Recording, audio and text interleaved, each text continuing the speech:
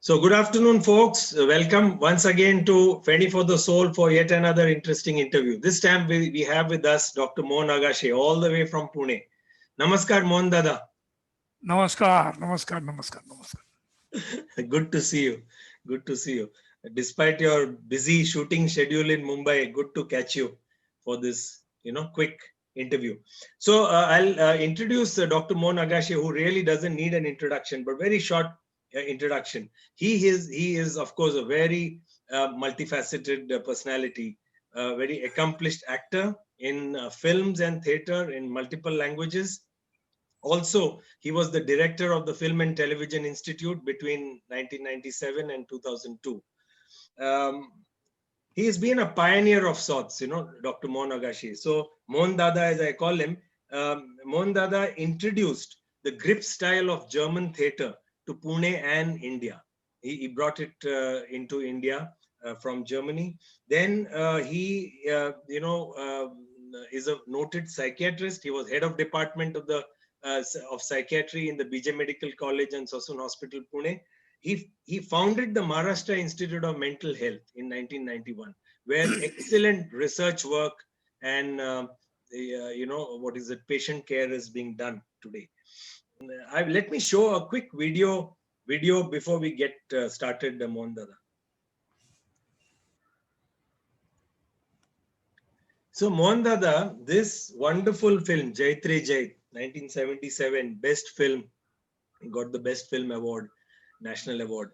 It was a magical film. We were in school when we watched this, but decades later, people have been watching this film and it's got critical acclaim. What was the magic of the film, and what was the magic of Smitha Patil, your co-actor? The magic of the film was, it's first time Jabbar attempted a musical film in the true sense. What it means is not that there are only songs. The whole narration of the story is through songs and songlets. The events as well as transactions between people are through songs. And I think Jabbar was both creative and clever. As the film was produced by Usha Mangeshkar, the music was given by Rudranath, the brother, and the whole Mangeshkar family was behind this film. There couldn't have been a better opportunity to use music in this film the way it has been used. And in fact, the whole popularity of the film, which built eventually, was because of this remarkable musical score and the picturization on this musical score of the whole film.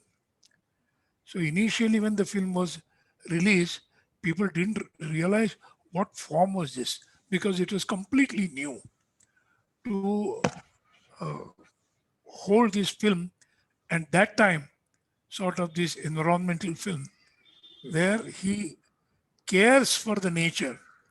So even before cutting the tree, he praised the God of the tree. He believes that there is God in everything. There is God in the stone, there is God in the tree, there is God in animals. What a concept. And therefore, he feels that the nature should not be disturbed or destroyed. So while cutting the wood also, if you remember in the film, Yes. he says, Mother Nature, I'm cutting only the dead wood and not the living wood. So there was a great message. So this film was ahead of its time, I think. Way ahead of Second, yes. Second important thing is, unlike today's specialized units, that time film unit was like a family unit. So everybody knew everything and everybody was responsible for everything. So it's never said, oh, you please ask the direction department. You please ask the movement department. That style wasn't there.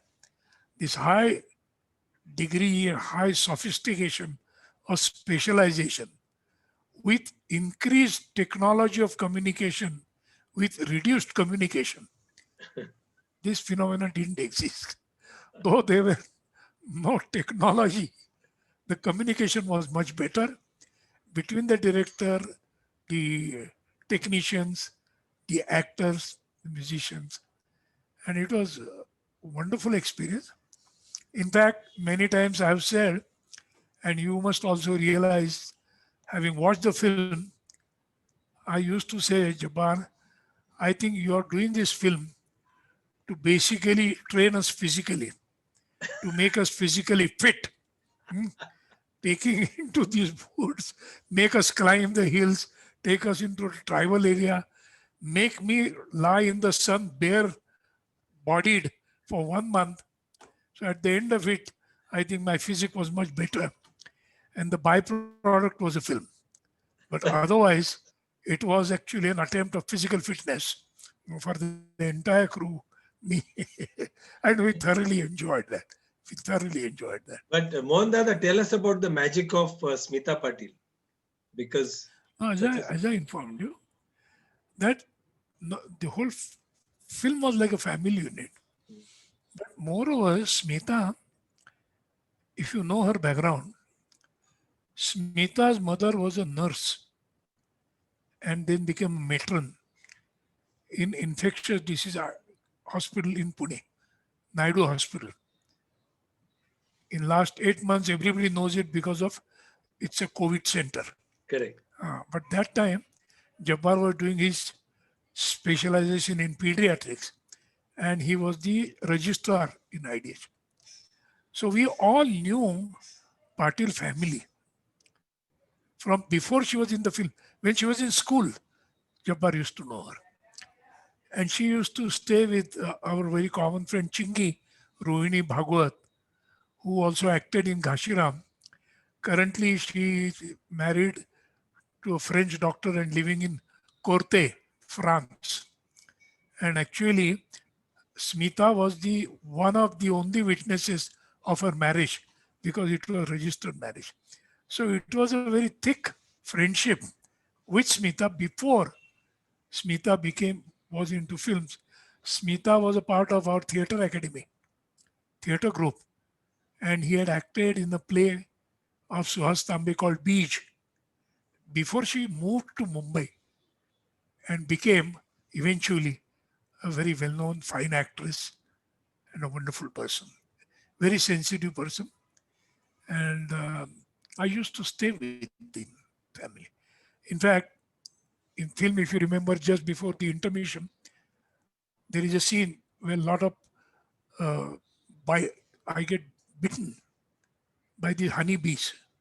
Correct. So in that shot, many bees actually were crushed under my body as well, and otherwise non-violent, non-biting me. They made me miserable. So I had about 150, 200 bee bites, and the day was miserable. And I remember how Smita took care of me at her house, looking after me that time. Not only Smita, her mother, her father, and I'm still friends with both the sisters and also Smita's son. How nice. So How it nice. was not chemistry; it was like a family film, home film. And Fantastic. Mangeshkars were very very good, very very good to us. Fantastic. Fantastic. Thank you. Um, I'll go to 2001. To be precise, May 22nd, where you lost your dear mother, and you lost her in the afternoon of that Yeah, day, and at 9:30 the same night you acted in this wonderful play called Begum Barve. It was being done after many years in Bharatnatyam Mandir, and as a media person I was there in the front rows, and you acted out of your skin really that night. So what motivated you to even do the play that same day? I clearly remember that day and the whole. I got the news. She was in Prague hospital. She was actually recovering. And during bronchoscopy, I think she had cardiac arrest, which could not be revived. Fortunately, Dr. Prayag, who is a close friend of mine, called me immediately, but unfortunately, before even I reached, I lost her. Satish Alekar came. We all knew there was a festival of another group called Samanvay, a That's very right. well known writer, director today, Sandesh Kulkarni, brother of Sonali Kulkarni and husband of Amruta Subhash, very Absolutely gifted director. true. And they were having festival of theatre. And our show, revived show of Begambarvi, was a part of that festival. Satish came and asked me whether we should cancel the show. And I remember suggesting him that if we want to cancel, we can cancel it even last minute. People will understand. Canceling it now is not going to inform them because that time these mobiles and everything was not in vogue. And anyway, they would know only when they come to theater that the show has been cancelled. So I said, why to prematurely cancel it? Let us see. I will try to see what best I can do. And then I got busy with the final rituals and to take her to the crematorium and finally offer prayers and the burning. And in that time, I really knew what is, you can say, what is the secret of my being in theatre. Because there was no one in my family who was either singer or theatre person. But I remember my mother used to act when she was in school. She was non-matric, but in her fifth, sixth, and seventh standard. And she made it a point to come for my plays first day, and she has repeatedly seen my other plays also. And I'm sure, had she been alive, even that day, she would have come to see Begum Barve. This her non-verbal but consistent promotion of me or support for me to do theatre. She never openly said it, but she was most fond of my theatre and cinema. So I thought there couldn't be a more fitting tribute True. to do this show as a tribute to her rather than cancelling it.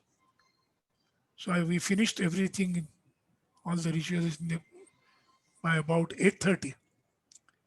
I have a very close friend called Dr. Arun Salunke, orthopedic surgeon, and I told him that, look, Arun, I think I want to go home, quickly take bath and go to theater because I wouldn't like to cancel the show. So he came with me, he stayed back. He accompanied me throughout the same. And nobody really knew till actually the end of the play. Yes. People came I- to know that I had come. And it's only after the last curtain right. I was able to give vent to my emotions because I really lost my true critic after losing my mother in that show. True. So I think it was a must for me to do that show, I think. And the show Absolutely. went off extremely well, extremely well. True. True. And I consider myself lucky to be witness to that show. And you're right. The announcement was made at the after the show, and everyone uh, got up to give you a standing ovation. Yeah. Fantastic. Thank you, Mohan Dada, She for had been my ardent supporter hmm, throughout, from my school days hmm. till the last day. Was great support to my theatre. Yeah. Amazing, amazing. Yeah, it's etched in my mind. That whole incident. I'll move to Grips Theatre. You were friends with Volker Ludwig, from the Grips Theatre movement in Germany. You were very good friends, and you brought this wonderful form of theatre to Pune and India, and it's now being done in multiple languages. So, what is why do you think Grips Theatre is so important? As a medium. See, this was not premeditated. This was more spontaneous. See, when we went to Berlin for Ghashiram Kotwal shows, you know, we had heard of Grips Theatre as one of the best theatres in the world who do theatre for children, but it is done by old people. Old means young people, not children.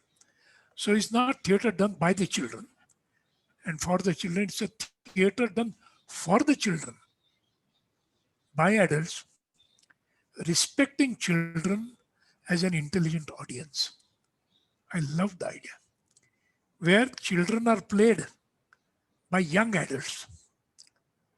Being a psychiatrist, I knew what was the importance of that. But before I realized the importance, I became friends with Volker through a very paradoxical situation. When we were in Germany, we couldn't see Grips Theatre. We came back at the end of 1980. And 83, Max Muller-Born invited Volker to conduct workshops on playwriting for children. And after going to Kolkata, Delhi, Bangalore, his last stop was in Pune. And Tilman Waldorf, another very close friend of mine, who had been wholeheartedly supporting our theatre, requested me to kindly arrange the participants for that workshop. And so I was the prime mover and looked for all the teachers who do theatre for children and also people who do children theatre for that workshop. And when Volker arrived, obviously I was introduced to him, and Waldorf told that, look, Mohan had done a great effort in organizing this workshop. The same evening I realized Volker was so bored with taking these kind of workshops and having moved through India. And he said to me in private, Mohan, if these kind of workshops would create playwrights, there would be so many in Germany already. But you know why people still play Shakespeare and Ibsen? Because it's very difficult to be a good playwright. and that's really, and then as the time would happen, Max Muller-Born offered me a hospitant program of going to any theater in Germany for 3 months. Excellent. And I chose that if Grips would accept me as a hospitant, as an intern, I'll go. I had already become bored with the hospital, so I felt like taking some leave. So these three things happened simultaneously. I applied to Homi Bhabha, which I was given. I applied for leave in the hospital, and Max Muller-Born offered me this 6-month hospital program. So in one go, I achieved three things. Fantastic. And they wrote to Grips Theatre, of course, whether they would accept me, and gladly they said. So I spent 3 months in 84 and 3 months in 85. And to tell you, I was so overwhelmed by the performance they would have every morning, 10 o'clock, for children. And all schools in Berlin recognize Grips, and teachers can take their child. And they had advanced booking for months. And without knowing any German, I enjoyed those plays. In India, I had that experience with Ghashiram. You know, the content of Ghashiram is really political. A lot of people get it and they liked it. But Ghashiram was enjoyed even by children. Dr. Vatve's daughter, who was then hardly 6-7 years old, never let him go to Ghashiram unless he took her with her. So I knew. So, but more important, what impressed me is the quality of theater, the content of Grip's plays, realistic problems of children, looking at the world from their point of view, and not only to entertain them by any gimmicks, but to promote their social imagination and indirectly tell them that look, you are as intelligent or probably more than adults. You can solve your situations and your problems, and adults don't have to be there every time. I think this appealed me the most because in India at that time, our generation was going through a transformation phase. The parents at that time did not really have as much time for their children as my parents had for me. And so it was very important to empower the children and indirectly tell them that look, if you have parental deprivation, don't offer it as an excuse for all the bad things which happen to you in future. Hmm. Take charge of your life Hmm. and you can do good things by yourself. So it was truly in practice empowerment of children. Griff's theater is nothing else but empowerment of children. And their themes you would see lack of playgrounds, pollution, double standard behavior of adults, and all this comes in four plays which we did, and the response of the audience. So I felt it was very essential, but it was not important that my feeling so. I wanted to try it out, whether it's a figment of my imagination or it's true. And so 86, when I came back, I got permission to invite Wolfgang Kohlneder, a wonderful director, wonderful in the sense he knew how to get a performance from young adult actors as children and not like children. And he always taught and showed that if adult acts like a child, he looks adult retarded. So you have to act as a child and not like a child. And our initial four plays, all written and directed by Ranga, Sriram Godbole, who was my great partner on the artistic side. Chan Chote White Tomote, which is an adaptation of Maksun Mili. Nokore Baba, our biggest success. Manoman, a place of woman in the society and rebel against authoritarian father. Pailapan on air pollution.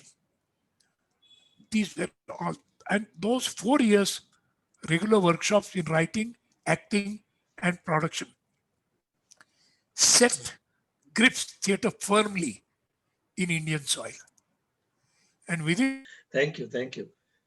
Wonderful to talk about Grips. Um, you are also credited for Mondada, credited for founding the Maharashtra Institute of Mental Health. And I remember you were so passionate about it that once when I wanted to interview you for I think Times of India, you said come and meet me in my temple, and your temple meant MIMH. Sassoon. So yeah, Sassoon Hospital, yeah, in that in the MIMH old building, the British building. So why was that institution so close to your heart? I'll tell you what. See, when I went to medical college, I wasn't sure whether I wanted to be a doctor. I mean, I was not old enough to understand the world or my likes and dislikes. But that time it was customary that if you happen to get good grades and you are in A group, you go to engineering college, and if you're in B group, you go to medical college. So thinking was not involved. It was a predestined decision. Unless you have miserable marks in your pre-medical, then only you have to look for other venues. But otherwise, it was all decided for you. That's how I went to medical college. Now, in those 5 years, I grew up. So those were my formative years in terms of thinking independently, thinking for myself, and not getting affected by this is done and this is not done.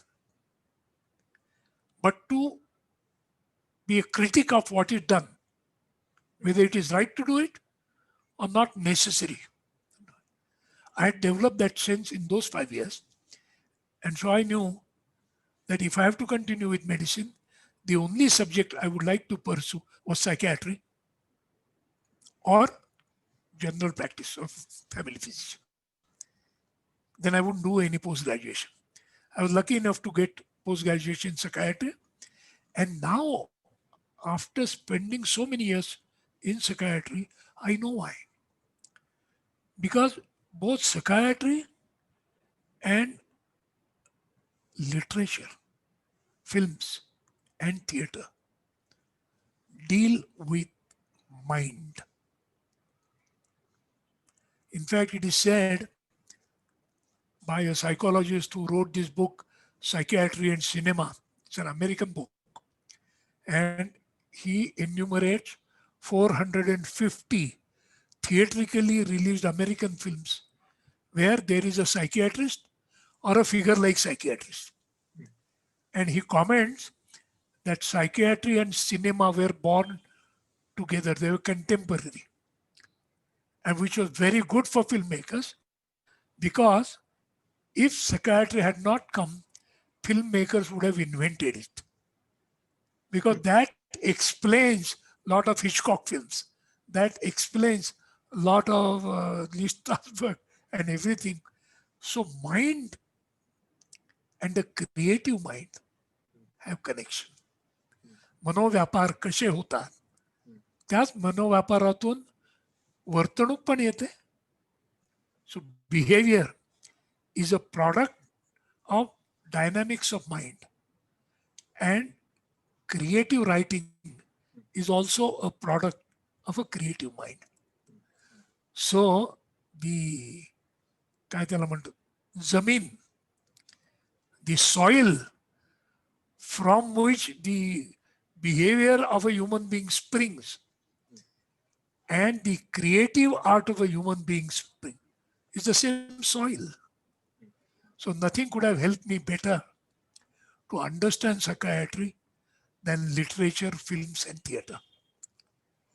The textbooks of psychiatry gave me only the information, scientific information, but the meaning of it and the importance of it, I got it as it appeared in literature, in human behavior, and as it is shown in films and theater. Wonderful. So psychiatry is not separate. These are like my psychiatry and films and theater. They are like my two eyes. Correct. In my one eye is psychiatry and mental health. My other eye is films and theater. If my leg is psychiatry, the other leg is that. And it's very important because for a number of years, working in the hospital gave me my bread, gave me my house, shelter, and gave me bed. But working in theater and films gave me appetite, sleep, sound sleep, and a desire to live. Fantastic. Thank you. Let me show a video clip of this wonderful film Astu that we have been speaking about.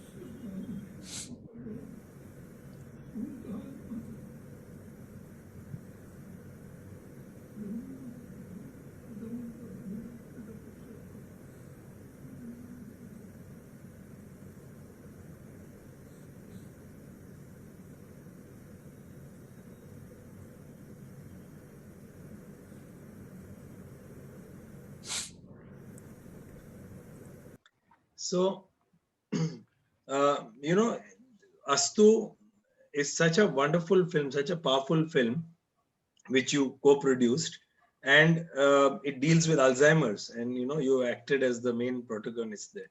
So why is it so important that these films are made? You know, Astu or even Kasav, which dealt with depression. In fact, I would like to clarify one thing, Rahul, Yeah. and it's very important. When people say this film is about Alzheimer, Astu, and Kasav is about depression, not really the right way of looking at it. Because the films are not about Alzheimer or depression. The films are about human beings, their relationships, their sorrows and their happiness, and what affects them. So here you see a daughter, very caring daughter, who doesn't know how to deal with his father, who once upon a time was a scholar and is not able to take even the self-care. And there is constantly question before her, why? Why? Because of her education, it becomes extremely difficult for her to accept her father the way he is now. On the other hand, the scene you have seen, Channamma, so-called uneducated, so-called poor, who really has no money, she can't afford a guest. And when her husband brings this fellow, she even says it. Why did you bring this king to this palace of slum when we can't offer? But her compassion and humanity is so that before eating, she offers him whatever food she has. And that act itself, association of the man is not with intelligent brain, but with compassionate brain. When you know the difference between sympathy and empathy, Mm. who realizes that this woman must be empathic, otherwise how would she know? And while taking this food, that compassion in her touches him. He knows कि ये भीख नहीं है. It's not begging bowl which is filled. She feels concerned and offers that. And juxtaposing these two women, we want to make it clear how acceptance. So she accepts him at two levels. From his talk, Chandava thinks maybe he is very wise man, and wise men are compared to God. So it may be a God in his form who is testing me. But at the same time, she knows that though old, he has become a child. So I must take care of him like a child, but respect him like a sage. Correct.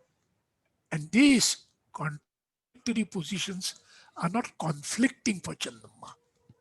That's right. That's right. Like intellectually challenged son is not a problem for the mother because she accepts him, That's right. doesn't question him. Accept. As long as parents question about why this child is like that, it's extremely difficult for them to care for that child. That's right. But the moment that acceptance comes, you know, some mothers have started great schools for Yes. intellectually challenged, and these schools have not been started by intellectually trained professionals. They have been started by parents who My were so mother. compassionate and everything. I. So when I make Astu or Kasav, it is not a disorder, but it is to know how it affects family.